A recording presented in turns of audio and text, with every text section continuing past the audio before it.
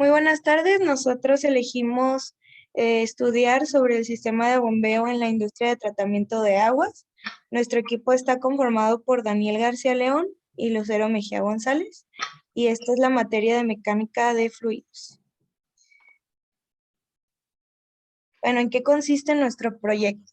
Nosotros lo que hicimos fue calcular la potencia para poder mover las aguas residuales de un punto a otro. Nos basamos en un esquema ya hecho y nosotros hicimos los cálculos. La investigación, pues, la hicimos a través de la ecuación de Bernoulli y los tipos de bombas que pudiéramos utilizar para bombear el agua en esa planta. Y pues desarrollamos un modelo matemático y también hablamos sobre lo que nos pareció difícil y lo que aprendimos a través de este proyecto. Bueno, primeramente usamos la ecuación de Bernoulli porque pues con esta ecuación a través de esta ecuación es que podemos nosotros ver el equilibrio de energías para poder hacer el bombeo. A través de esta ecuación pues podemos meter la velocidad, la masa del fluido, de lo que vamos a mover, y poder así calcular pues la potencia, ¿no? La fuerza y todo lo que necesitamos. Y cabe destacar que en esta ecuación se utiliza la presión absoluta, no la manométrica. Y podemos decir que un medio de la presión por el volumen, perdón, la velocidad al cuadrado es la presión dinámica. Después, pues, nosotros tuvimos que investigar acerca de los tipos de bombas que, que se pueden utilizar y decidir cuál es el mejor para nuestro caso. Nosotros elegimos la bomba centrífuga de succión elevada o inundada porque vimos que era la más adecuada, que de acuerdo a lo que íbamos a trasladar, que serían las aguas pues que vienen con sólidos suspendidos, porque son las aguas municipales.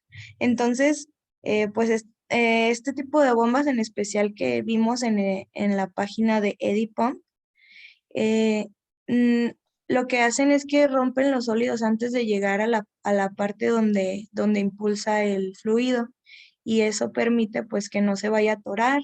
Son bombas especializadas que se usan en la Marina de los Estados Unidos desde hace más de 20 años, y pues por eso fue que estudiamos o usamos este tipo de bombas. A ver, pues para hacer el modelo matemático necesitamos saber las propiedades del sistema que vamos a analizar, las propiedades del fluido como viscosidad y densidad y el procedimiento matemático que vamos a utilizar. Pues el sistema que vamos a usar es una adaptación de una planta que ya existe, es una planta que está en La Habana, en Cuba, y más específicamente vamos a mirar la estación inicial del bombeo, que se puede ver aquí en el diagrama, y aquí en la tabla tenemos propiedades de la altura, el flujo volumétrico, el diámetro de la tubería, que es lo que se está usando ahí en la planta. Pues primero, las propiedades del fluido. Pues el agua residual municipal es un fluido no newtoniano, y esto quiere decir que los cálculos se complican un poco. La densidad es de 1000 kilos por metros cúbico como el agua destilada, el agua normal, y, y sigue como una ley de potencia diferente, porque la viscosidad no es constante dependiendo del estrés que le aplicas al fluido. Y sí, aquí en esta ecuación podemos ver el comportamiento de este fluido. Y para calcular la potencia de la bomba tenemos que seguir este procedimiento matemático. Primero tenemos que calcular el número de Reynolds, después el factor de fricción para una tubería lisa, el factor de fricción para agua limpia, para tuberías lisas y rugosas, o sea, agua newtoniana normal, Después se modifica el factor de fricción que hemos calculado en el paso 2. Después se calcula la velocidad de cabeza, el HF. Se usa la ecuación de Bernoulli para calcular la caída de presión y al final se calcula la potencia de la bomba.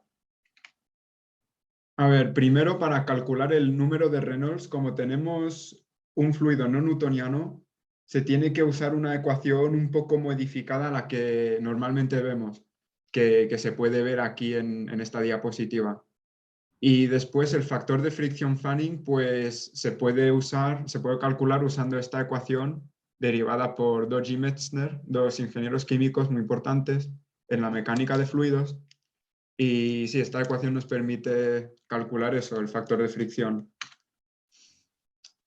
Y aquí podéis ver los cálculos que hicimos para calcular la velocidad y el número de Reynolds y después el factor de fricción.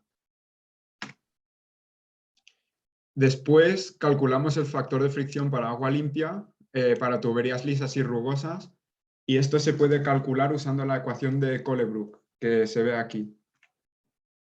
Y aquí pues podéis ver los cálculos para las dos tuberías, tubería 1 y tubería 2, porque en el sistema pues tenemos dos tuberías diferentes.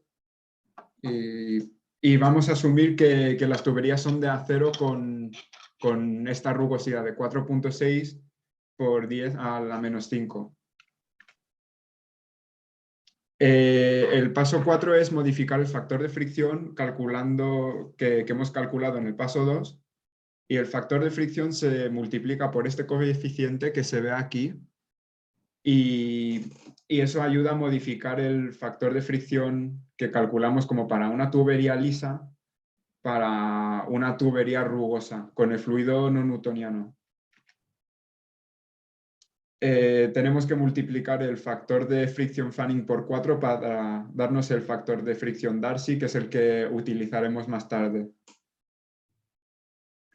Después se tiene que calcular el HF, que es como las pérdidas de energía por la fricción. Y hay dos cosas que contribuyen a esto. Están los accesorios y la fricción en las tuberías. Y para los accesorios se usa esta ecuación, HF es igual a K multiplicado por velocidad al cuadrado dividido por 2G. Y cada accesorio va a tener un valor diferente de K. Un valor más alto quiere decir que contribuye más a la fricción, a la pérdida de energía. Y para la fricción en las tuberías se usa la ecuación Darcy-Weisbach, y con esta ecuación ahora podemos usar el factor de fricción Darcy que encontramos antes. Después, el paso 6, usar la ecuación de Bernoulli para calcular la caída de presión. Pues si asumimos que el flujo es incompresible, o sea, la velocidad es constante y que la presión en la entrada y las salidas son iguales, pues la ecuación de Bernoulli se convierte en esta que se puede ver aquí ahora. Y sustituyendo los valores en la ecuación, pues podemos ver el HW, que es como la potencia que tiene que suministrar la bomba al sistema. Y como se puede ver, pues esta presión inicialmente se da en metros, pero multiplicado por la densidad y por la gravedad, pues se calcula la presión en pascales. Y al final, para calcular la potencia, se usa la ecuación que se ve aquí y sustituyendo los valores, pues vemos que la bomba 1 tiene un valor de una potencia de 154 kilovatios y la segunda uno de 199 kilovatios. A ver, pues en este proyecto, pues tuvimos algunos problemas y algunas dificultades. El problema más grande fue que el fluido era un fluido no newtoniano y por esto pues era algo difícil encontrar propiedades como la viscosidad y por esto tuvimos que encontrar ecuaciones para calcular el número de Reynolds y el factor de fricción que yo no había visto nunca. Pues al final, ¿qué aprendimos? Pues aprendimos sobre los tipos de bombas que se pueden usar para bombear aguas municipales y también cómo se calcula la potencia requerida para un movimiento, para un fluido no newtoniano. Y nosotros pensamos que los resultados de los cálculos están bien porque hemos comparado con datos teóricos, los datos teóricos que hemos calculado nosotros con los datos reales de la planta, y por lo menos para la bomba 1 son bastante parecidos. Para la bomba 2 pues no se pudo encontrar la potencia actual. Bueno, y como conclusión, pues nosotros concluimos que esta investigación, pues ya vimos que pues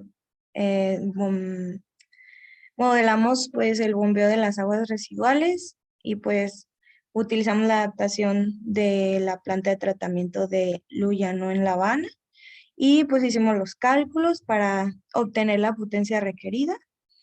Y pues en el sistema analizado utilizamos las bombas centrífugas, por lo que vimos que eran mucho más eficientes y pues no necesitaban como tantos cambios como las que son de inmersión o las primeras bombas centrífugas que son más difíciles de utilizar.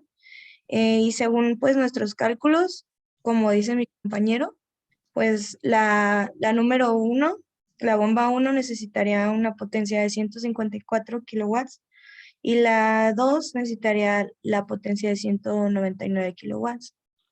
Y pues podríamos hacer más cosas, ¿no? Por ejemplo, diseñar los componentes internos de la bomba o también hacer un análisis de costos y encontrar pues diámetros y materiales óptimos de las tuberías para pues hacer que todo este diseño sea menos costoso para la empresa o para el municipio. Y pues otra cosa que también se pudiera investigar sería el uso de más bombas, o sea, si nos convendría usar otro tipo de bombas o de qué manera podemos colocarlas para que nos convengan esas también, ya sea también colocarlas en serio o en paralelo o colocar solamente una. Muchas gracias por su atención.